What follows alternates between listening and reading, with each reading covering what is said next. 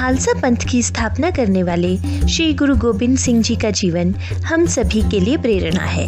गुरु जी के जीवन से जुड़े यूं तो बहुत से किस्से मशहूर हैं। ऐसा ही एक किस्सा है गुरु गोबिंद सिंह जी और देवी भगवती का। कहते हैं कि एक बार आनंदपुर साहब में गुरु जी के पास बनारस का एक ठग केशवदास महापंडित बनकर आया और गुरुजी से बोला कि वो बहुत बड़ा तांत्रिक है जो देवी भगवती को सिद्ध कर सकता है। उसने कहा कि जब भी गुरुजी की सेना कोई लड़ाई लड़ती है तो उसमें बहुत से सिख शहीद हो जाते हैं, तो बेहतर होगा अगर गुरुजी देवी भगवती को सिद्ध कर ले। फिर जब भी युद्ध लड़ना होगा तो देवी स्वयं गुरुजी की तरफ से लड़ेंगी और विरोधी सेना का नाश कर देंगी। गुरुजी जानते थे कि वो शख्स कोई साधु नहीं बल्कि दक्षिणा के लालच में आया हुआ ठग है, परंतु वो लोगों के मन में फैले ऐसे ही अंधविश्वासों को तोड़ना चाहते थे।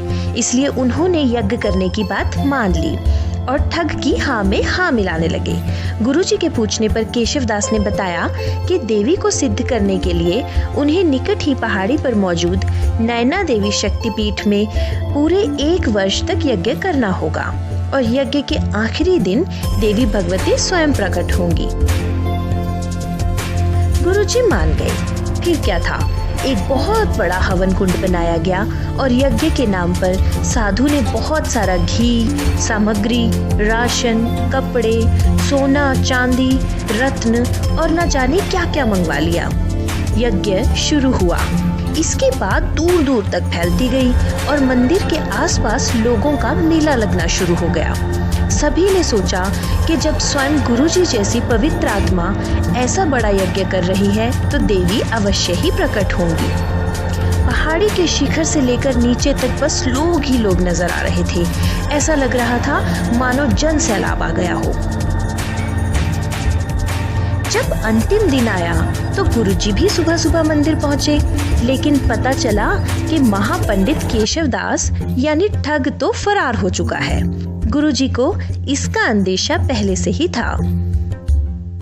फिर क्या था, गुरुजी ने अपने सहयोगियों से कहा कि सारा घी और हवन सामग्री एक ही बार में हवन कुंड में अर्पित कर दो। ऐसा करने की देर थी कि यज्ञ कुंड से अग्नि की विशाल और ऊंची लपटें उठने लगी। वो लपटें इतनी विशाल थी कि दूर पहाड़ के नीचे तक खड़े हर व्यक्ति को लगा मानो देवी भगवती प्रकट हो गई हों। मंदिर के द्वार से लोग भागे भागे देवी के दर्शनों के लिए अंदर आ पहुंचे, लेकिन अंदर का दृश्य तो कुछ और ही था।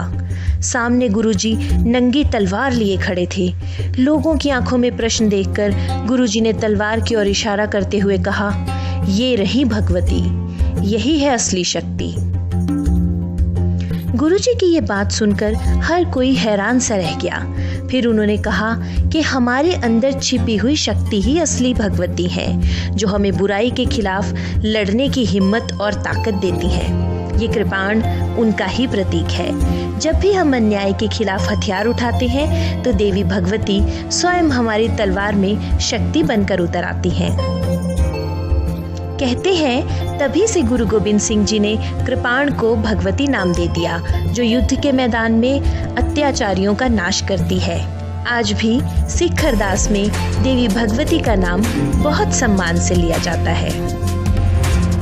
दुनिया की सबसे रोमांचक और रहस्यमयी कहानियाँ चित्रों के द्वारा जानने के लिए सब्सक्राइब करें हमारा चैनल चित्रकथा। अगर आपको हमारे वीडियोस पसंद आते हैं तो लाइक, कमेंट और शेयर करना ना भूलें।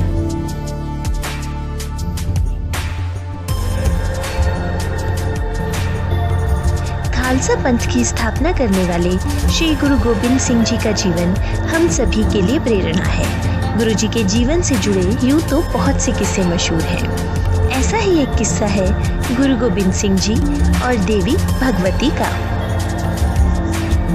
कहते हैं कि एक बार आनंदपुर साहब में गुरु जी के पास बनारस का एक ठग केशवदास महापंडित बनकर आया और गुरु जी से